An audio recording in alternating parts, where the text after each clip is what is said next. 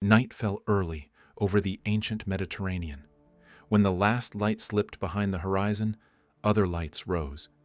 Braziers on temple roofs, torches on harbor walls, silent fires flickering above stone and marble that seemed too vast to be human. Sailors whispered of cities where statues touched the sky, of towers that could guide a ship from the edge of the world, of gardens that hung in the air like a dream. Most had never seen them. Many never would. But the stories traveled farther than any caravan. And even now, long after stone and bronze have crumbled, the idea of them still burns. This is the 7 wonders of the world. It was a world framed by deserts and seas, by the Nile's slow gift of life and the broad plains of Mesopotamia. Greek travelers, merchants, and scholars moved between kingdoms, collecting impressions of glory as others collected spices or gemstones. They spoke of the Theomata, the sights to be seen, until a loose evolving list became legend. 7 monuments that captured the limits of what humans could dare, build, and believe. Behind each wonder lay motives as old as civilization itself. The hunger for power, the need to honor the gods, the desire to be remembered, the ache to transform grief or love into stone. At the edge of the desert, where the Nile's green surrendered to endless sand, the Great Pyramid of Giza had already stood for over 2,000 years when Greek visitors arrived. It belonged to an older world, a time when Egypt's pharaohs were living gods, and death was a journey that demanded preparation on a colossal scale. Stone by stone, an army of workers had dragged limestone blocks under a burning sun, carving rampways into the sand, aligning the structure to the stars with uncanny precision. The air would have been filled with the scrape of sledges, the crack of whips, the rhythmic shouts of overseers. Beneath it all lay a single idea: that a king could defy oblivion through architecture. At its height, the pyramid was sheathed in polished white casing stones that caught the sun and threw it back in blinding sheets of light. From miles away, it rose like a frozen sunburst above the desert, a mountain of human will. Foreigners marveled that such a mass of stone existed at all, let alone that it was arranged with such geometric perfection. Inside, narrow passages led into a cool silence that felt like the pause between heartbeats. The pharaoh's body was gone, the treasures looted long before most travelers climbed its flanks, but the structure remained. It still remains. The only wonder that never fell. A question in the shape of a pyramid. Far to the east, on the flat, dry plains of Mesopotamia, the hanging gardens of Babylon hovered between history and myth.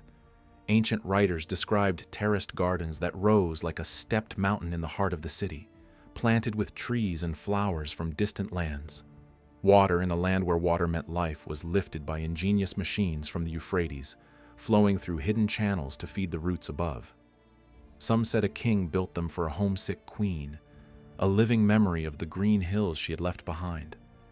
Whether that story was true or not, it captured the emotional core of the wonder, a defiance of the environment itself, an oasis suspended in the air by engineering and longing. Imagine the contrast that travelers described: outside the city, dust and heat. Within the walls, a riot of color and scent, vines spilling over stone, palms spreading their fronds against the sky, cool shadows beneath pomegranate trees as water whispered down carved channels. The gardens, if they existed as described, were a statement that even the harshness of the world could be bent to royal will. Yet their very reality is debated. No undisputed trace remains.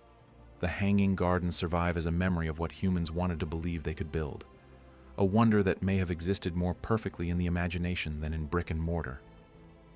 In Greece, at Olympia, the gods were honored not only with sacrifice but with art pushed to its limits. Here stood the statue of Zeus, a colossal figure of the king of the gods seated on a throne, crafted by the sculptor Phidias. Ivory flesh gleamed against gold drapery. Precious stones flashed in the dim light.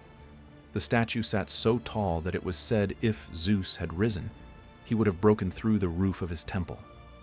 Pilgrims entering the sanctuary found themselves dwarfed, their prayers swallowed by the scale of divinity made visible.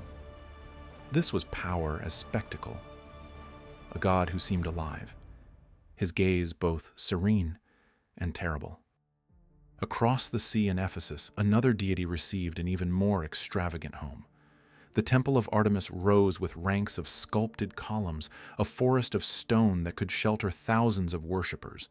Torches and oil lamps threw warm light over carved reliefs, while the goddess's image, many-breasted, crowned, ringed with animals, embodied fertility and protection. Markets buzzed around the sanctuary, and festivals filled the night with music and fire. To approach the temple was to walk into a carefully crafted performance of sacred grandeur, meant to impress merchants, pilgrims, and rival cities alike.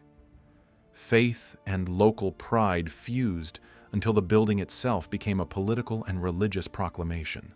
Beyond the Aegean, in Halicarnassus, grief carved its own wonder. When Mausolus, a powerful satrap, died, his wife Artemisia commissioned a tomb that would make his memory unassailable. The mausoleum combined Greek columns, Egyptian solidity, and an ornate stepped roof crowned with a chariot statue. Sculptors from across the Greek world adorned it with friezes of battles and processions. It was a monument built from love, ambition, and fear of oblivion, an attempt to hold a single man against the tide of time. It succeeded in a way no one expected. The very word mausoleum still bears his name.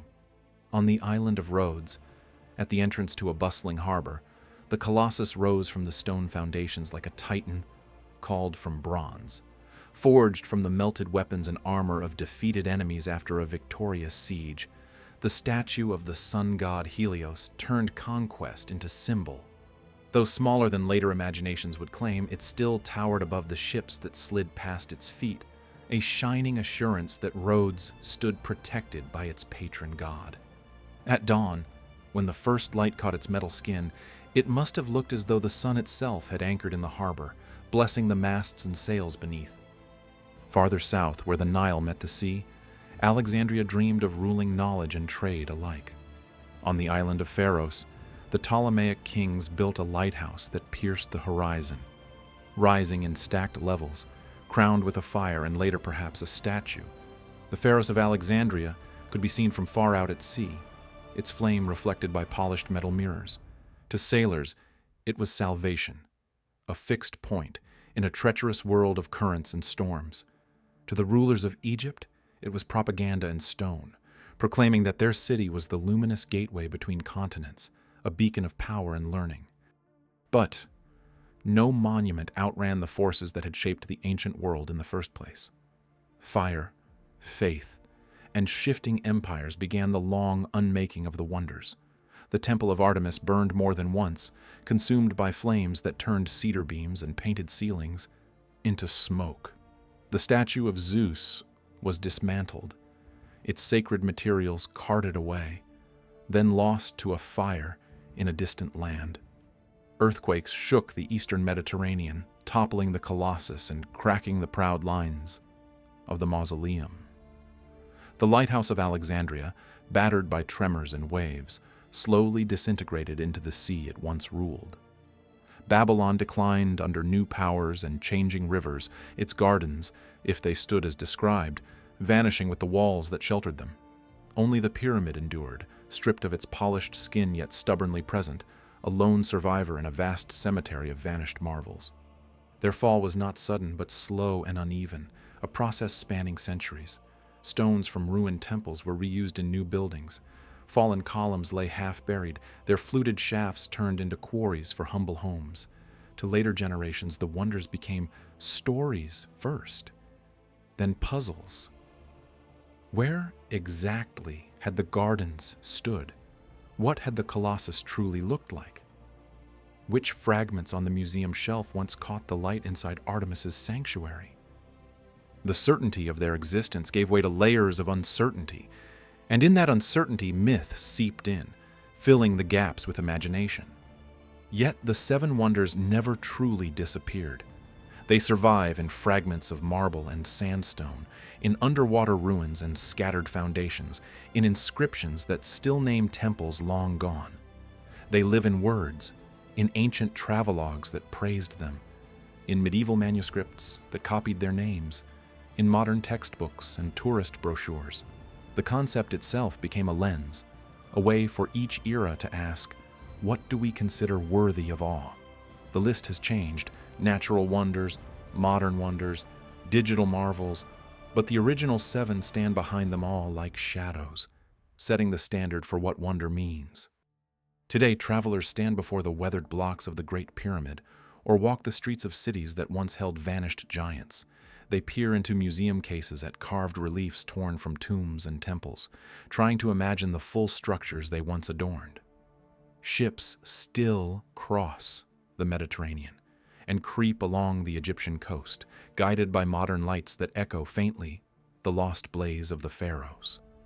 In every monument we build to our own age, skyscrapers, dams, particle accelerators, there's the same impulse that drove ancient kings and architects: to mark our brief passage with something that feels permanent. The seven wonders of the ancient world no longer stand together on the earth, but they stand unshaken in human memory.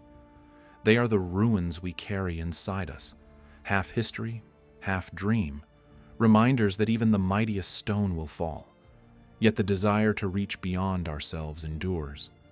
Long after their columns collapsed and their fires went out, their true legacy remains not in their destruction, but in the enduring question they leave behind: of what we choose to build and why we dare to call it eternal.